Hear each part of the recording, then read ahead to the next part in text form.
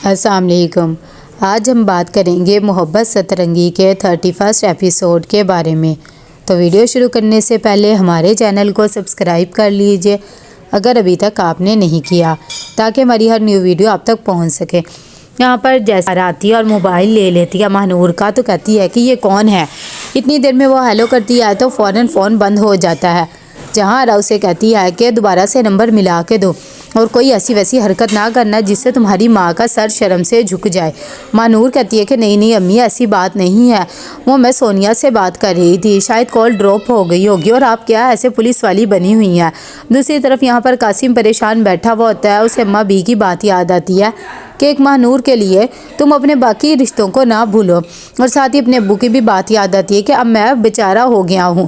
دوسری طرف شمیم آتا ہے اور آ کر اس کی حوصلہ افزائی کرتا ہے اور کہتا ہے کہ تم نے بہت ہی اچھا فیصلہ لیا ہے، تمہارے اس فیصلے سے رشتے پھر سے بچ جائیں گے۔ قاسم کہتا ہے کہ میں تو صرف ان رشتوں کی وجہ سے اور ہاشم بھائی کا کیے ہوئے وعدے نبھا رہا ہوں۔ یہاں پر اماں بھی بہت زیادہ خوش ہوتی ہیں اور وہ کہتی ہے کہ چلو ہمارے گھر میں پھر سے خوشی آئی ہے، مہنور اور قاسم کی منگنی کر دیں گے تو سب بہتر ہو جائے گا۔ اتنی دیر میں ابا میاں کہتے ہیں کہ ہاں یہ بات تو تم بالکل ٹھیک کہہ رہے ہو، ورنہ ہاشم کے جانے کے بعد تو خوشی کوئی بھی نہیں آئی تھی۔ کہ وہاں پر تھوڑی دیر میں مہجبین بھی آ جاتی ہے اور وہ بتاتی ہے کہ میں اپنی دوست کے گھر گئی تھی، اس نے گاڑی بھیجی تھی ڈرائیور کے ساتھ اور واپس بھی اسی پہ ہی آئی ہوں۔ لیکن اماں بی کو شک سا ہو جاتا ہے اور وہ کہتی ہے کہ آئندہ جانا ہو تو مہنور یا حسن آرا کو ساتھ لے کر جانا ہے، ایسے اکیلے گھر میں جانے کی ضرورت نہیں ہے۔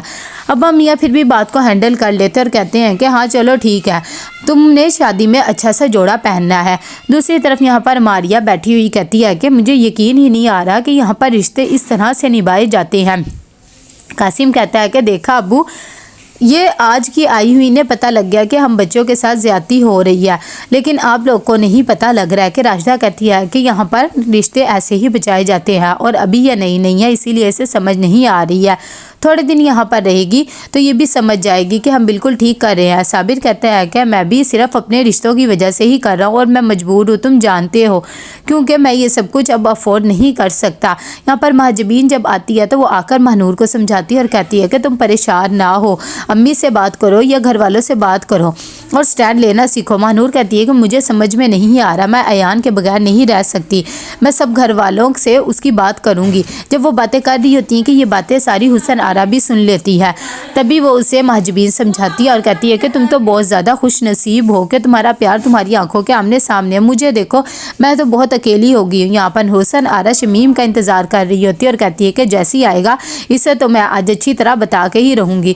دوسری طرف شمیم آتا ہے تو حسن آرا اسے موبائل میں سارے وائس میسیج سناتی ہے اور کہتی ہے کہ مہنور کے کام آپ ہی دیکھ لیجئے، یہ وہ پیزا بوائے سے ملتی رہتی ہے، اس گھر کی عزت کو خراب کر رہی ہے۔ اور اب آپ کہہ سکتے ہیں نا، جب وہ یہ میسیجز وغیرہ سنتا ہے تو اسے اپنی بیٹی پہ یقین ہی نہیں آتا ہے کہ وہ اس گھر کی عزت کو اس طرح خراب کر رہی ہے۔ وہ بہت زیادہ غصے میں ہوتا ہے اور فوراً جہارا کے پاس جاتا ہے اور کہتا ہے کہ یہ تم سب کچھ کیا کرتی پھر رہی ہو، تم تو اس گھر کی عزت کو داؤ لگانے پہ لگی ہوئی ہو۔ فوراً مہنور کو بلا کے لاؤ۔ حسن آرا بیچاری پریشان سی ہو جاتی ہے اور کہتی ہے کہ ہوا کیا ہے، آپ اتنے غصے میں کیوں ہے۔ جیسے وہ مہنور کو بلا کے لاتی ہے تو شمیم فوراً اسے کمرے میں لے کے جاتا ہے اور غصے سے بیڈ پہ پھینک دیتا ہے اور کہتا ہے کہ تمہاری اتنی مجال بیٹیاں تو باپ کا فخر ہوتی ہے، لیکن تم تو ہماری بےعزتی کروانے پہ تلی ہوئی ہو۔ مہنور جب یہ باتیں سنتی ہے تو حیران ہو جاتی ہے۔ جہاں آرا کہتی ہے کہ کیا ہو گیا ہے بیٹی، ایسی بات کیوں کر رہے ہیں۔ مہنور بھی کہتی ہے کہ ابو میں نے ایسا کیا کر دیا ہے۔ تبھی وہ کہتا ہے کہ تم ایان کے ساتھ یہ کیا لگی ہوئی تھی، ساتھ ہی اس کا موبائل بھی چھین لیتا ہے اور کہتا ہے کہ آج کے بعد تم اس گھر سے اکیلی ایک قدم بھی باہر نہیں نکالو گی۔ جیسے ہی یہاں پر ہما بیٹھی ہوئی ہوتی ہے کہ ایان آتا ہے تو وہ فوراً ایان کو کہتی ہے کہ تمہارے باپ نے تمہارے اکاؤنٹ میں کچھ پیسے بھیجے ہیں، کتنے پیسے ہیں۔ وہ میں نے تمہیں یہ کہنا تھا کہ میری ایک ڈائمنڈ کی انگوٹھی گم ہو گئی ہے، وہ مجھے لا کے دے دو گے ویسی سی۔ ایان کہتا ہے کہ آپ کو یہ ہتھ کنڈے استعمال کرنے کی بالکل بھی ضرورت نہیں ہے، میں وہ پیسے آپ کے اکاؤنٹ میں ٹرانسفر کر دوں گا۔ یہ بات دیکھ کر ارمان کہتے کہ کیا ہو گیا امی، آپ کو تو بےعزتی کروانے کا لگتا ہے، اس سے شوق سا پڑ گیا، جب تک آپ بےعزتی نہ کروا لے آپ کو بھی سکون نہیں آتا۔ یہاں پر مہنور روتی ہوئی حسن آرا کے پاس آتی ہے اور کہتی ہے کہ حد ہو گئی ہے آرا، تمہیں ذرا بھی شرم نہیں آتی، تم ہماری زندگیوں کے ساتھ کھیل رہی ہو۔ تبھی حسن آرا کہتی ہے کہ تمہیں شرم نہیں آتی، تم کیا کرتی پھر رہی ہو اور مجھے کہہ رہی ہو، اور آج کے بعد اگر تم اس لڑکے کے ساتھ نظر آئی نا تو تمام گھر والوں کو تمہارے میسیجز سنا دوں گی۔ تبھی اس کے آگے ہاتھ جوڑتی مہنور اور کہتی ہے کہ میری عزت کو خراب نہ کرو، کوئی اللہ کے خوف سے ڈرو۔